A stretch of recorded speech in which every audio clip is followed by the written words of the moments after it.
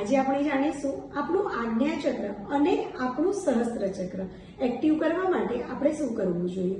કરવાનું શું છે, એનો કલર પહેલા તો આપણે જાણીશું અને એનો બીજ મંત્ર શું છે.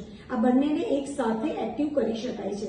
આપણા બીજા ચક્રોને આપણે સેપરેટલી જ્યારે કરતા હોઈએ છીએ, જ્યારે આ બે ચક્રને તમે સાથે અલાઇન કરી શકો છો અને એનર્જાઇઝ કરી શકો છો. તમારે કરવાનું શું છે, પહેલા ટેપિંગ કરવાનું છે. અહીંયા ટેપિંગ કર્યા બાદ તમારે યુનિવર્સને કોલ આપવાનો છે કે પર્પલ લાઇટ મારા અંદર વિરાજમાન થઈ રહી છે અને મારું આજ્ઞા ચક્ર અને મારું સહસ્ત્ર ચક્ર દિવ્ય શક્તિથી ભરપૂર કરી રહી છે. અને એનો બીજ મંત્ર છે ઓમ. એટલે તમારે 3 મિનિટ સુધીને ઓમકાર કરવાનો છે. ઊંડો શ્વાસ લઈ